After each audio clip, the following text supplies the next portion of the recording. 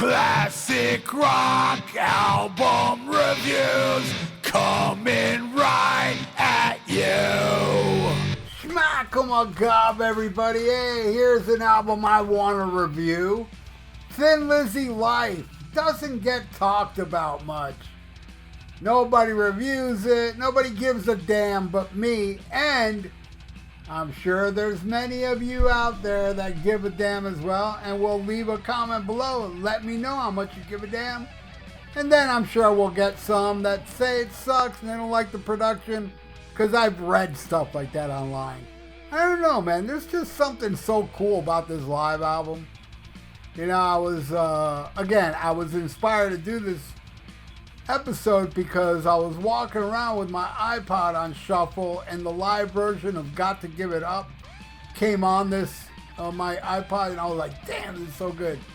So I came home and I listened to the whole album thinking of making this review. I was like, man, I haven't heard Life in many years, man. And man, listening to it now again, yeah, it's no Live and Dangerous, okay, I'll give you that, but man, Life is awesome. It's a great album, man. Absolutely love it, all right? And this album was released in 1983, and the double album was recorded during the farewell tour in 1983 as well, principally at the Hammersmith Odeon in London, UK. Phil Lynott had felt reluctantly that it was time to disband the group after the 1983 tour, and to mark the occasion, former Thin Lizzy guitarist Eric Bell and Brian Robertson and Gary Moore all joined the band on stage at the end of the show, and they showed up periodically during songs, and I'll bring it up, you know, what guitarist plays on what. And the version of Renegade, Hollywood, and Killer on the Loose featured Snowy White, who had been performing 2 years earlier when he was still in the band. So some of this album was recorded, you know, a couple tours ago. The stuff with Snowy White because he wasn't there for that Hammersmith show. And you know, another thing too is that I did a Thin Lizzy news report not too long ago. Man, the outpouring of Thin Lizzy fans that are here checking out my channel, hopefully subscribe. It was so cool, man. Do more Thin Lizzy, some people said, more than one person. And I was like, yeah, you know what, man? I need to start reviewing Thin Lizzy albums. I'm pretty sure I already did Black Rose and Renegade. I'm pretty sure I did those. Oh, and Johnny the Fox, I'm pretty sure I did. But I gotta look into that because, yeah, I do. I love a lot, all Thin Lizzy, really. You know, I love the early stuff with Eric Bell. So here I am. I decided to throw this one out because this is one definitely not talked about. Okay, so it starts with Thunder and Lightning, which this is the best live version I've heard from this song because, you know, I have, you know, there's a few shows I have on video of the Thunder and Lightning tour, and Phil sounds rough. Here he sounds great. Maybe Studio Magic, who knows? Either way, it's awesome. Phil is on it, and it's a great opening song. You know, this is the song that you know, debuts John Sykes, and Scott Gorham, who's been there forever, does a damn fine killer guitar solo on Thunder and Lightning, and so does Sykes. But yeah, great opener. And then that goes right into Waiting for an Alibi, and this is such an amazing track. You know, Phil delivers this one, you know, almost like a laid back vibe he has, but it works. You know, it's just amazing, and those amazing harmonic guitar dual solos. Now this ain't with Gary Moore.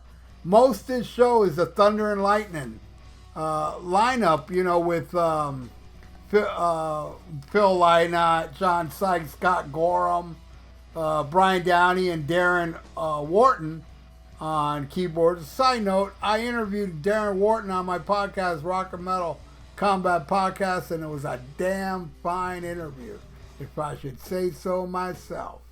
But yeah, so this is Sykes and Gorham. The whole album is Till I Tell You what guitar player plays on what when they have some guests. Next, Jailbreak.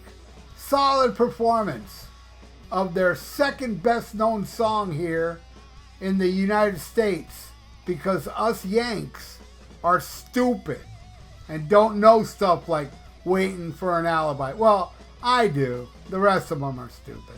All right, so, but not really. I mean, they may be stupid now, but hey, if they could find out how killer Thin Lizzy is, they'll become smart. That's right. All right, next, Baby Please Don't Go. This one sounds more studio than live for some weird reason. I'm not sure if this is live. I think it's studio with added, maybe I'm wrong though, but it's an awesome track off Thunder and Lightning, and I dig it. All right, next, Holy War. Oh, by the way, I will say, as much as I dig Baby Please Don't Go, it would have been nice if they could have put the Cowboy song on here instead of that song. And still good performance. I'm just saying. Without the Cowboy song, it's weird. All right, next, Holy War. Another smoking song off Thunder and Lightning. And, Phil does flub some of the lyrics, I noticed.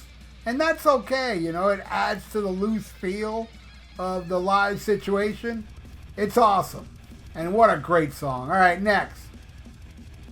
All right, here's, this one was recorded 2 years before this album came out. Renegade with Snowy White. And, yeah, it's a great song, man. Awesome vibe to this version. It's actually one of my favorite songs on this live album. Is the Renegade live version.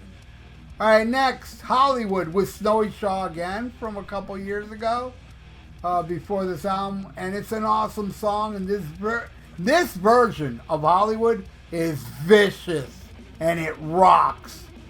All right, next, I Got to Give It Up. This song is prolific, man.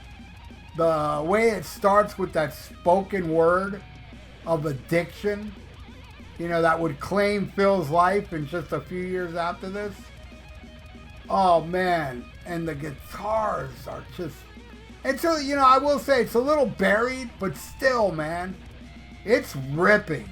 And yeah, I gotta say, Got to Give It Up, I would say it's my favorite song off this Life album. What a song that is, man. Should be bigger than Boys Are Back in Town and Jailbreak combined, but that's just my opinion. All right, next. Angel of Death. Oh, man. I would say this is the most metal Thin Lizzy song before Thunder and Lightning. Such an awesome track, and the lyrics, just shows how amazing Phil's lyrics were, man. Unbelievably great. All right, then we got Are You Ready, which I believe is a song that's just from Live and Dangerous. Correct me if I'm wrong in the comments below. I may be having a brain fart. But anyway, they redo it on this live album, and it's killer. I wouldn't say it's as good as the original, but it still kicks some ass, man. So, whatever. It's awesome. All right, then we got The Boys Are Back in Town, where you can totally tell they played the Cowboy song before this, because Phil goes, "It's a life for me," and it goes into Boys Are Back in Town. That's why I'm kind of like, damn, they should have taken out some song, any song. Well, not any song, but some song on it. Like Killer on the Loose or Baby Please Don't Go, add, that song. But yeah, this is the live version that, I don't know. I'm not complaining. It's that this song, you see, here's the thing. I do love The Boys Are Back in Town, but it kind of pisses me off too. And it kind of a little bit ruins the song for me, for my stupid brain that gets pissed off that people don't know great stuff like Gotta Give It Up and Black Rose and you know, Borderline. I mean, so many great, Angel of the Coast, you know, that, you know, this song gets all attention and it pisses me off. But it's not a bad song. It's whatever. All right. Then we go into Cold Sweat. Oh, man. Does not have the bite on the guitar like the studio version. Because the keyboards are a little high in the mix, but the solo is pretty damn good. It's not that buried either. And overall, it is a smoking version. I do like Cold Gin a lot, and that is the one that really showcased the amazing guitar work of John Sykes. Amazing stuff.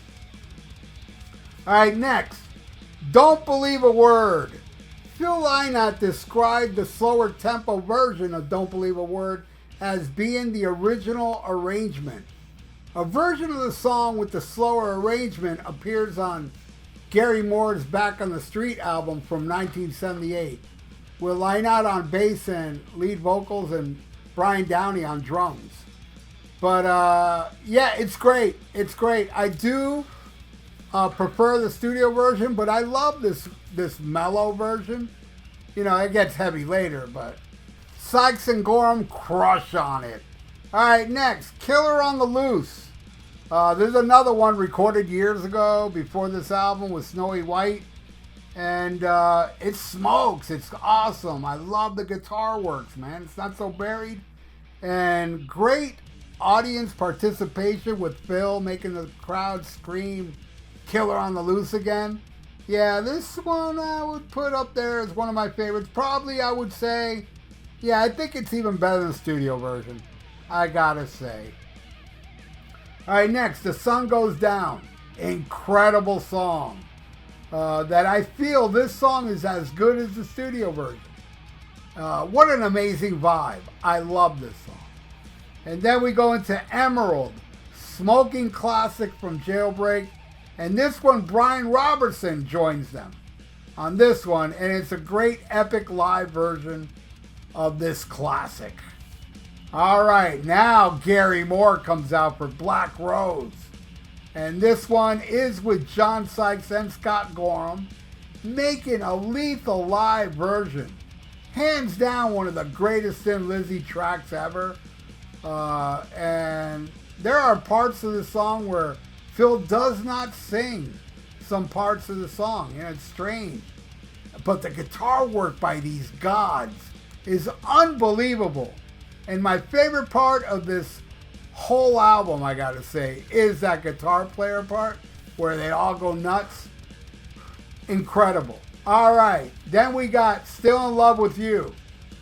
And this song, you know, bothers me because Phil is gone, you know. He always sounds so tortured on every version I've heard of the song, and it's pretty depressing. You know, to be honest with you, I don't dislike the song, but I don't really like hearing this song much. You know, but I gotta say, John Sykes crushes the guitar solo on this track. Amazing. That's the best part of that song, because that part's not depressing. All right, then we end it with everybody. Eric Bell, original guitarist, joins with Gary Moore, John Sykes, Scott Gorham, and Brian Robertson.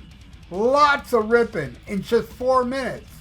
You know, it could have been longer. I think it would have been better if it was like 10 minutes long. But it's still killer. It's awesome. And this live album's awesome. Yeah, it has a couple flubs, but so what, man? All right, Live and Dangerous may be better. And I've heard Live and Dangerous is mostly studio work or fall studio work, which makes sense because all the best all the best live albums were done in the studio, I think. What do you all think of Thin Lizzy Life? Are you a fan? Do you own it? Let me know what you feel in the comments below. Are you negative about it? Are you positive? I welcome all of it. I am very positive about it. So thank you all for watching this review, and please subscribe to my channel if you haven't. Click that little notification bell. I totally would appreciate that, you know? And and like the video. That'd be awesome for the YouTube algorithms. So stay frosty. listen to Black Sabbath and smack 'em a gob.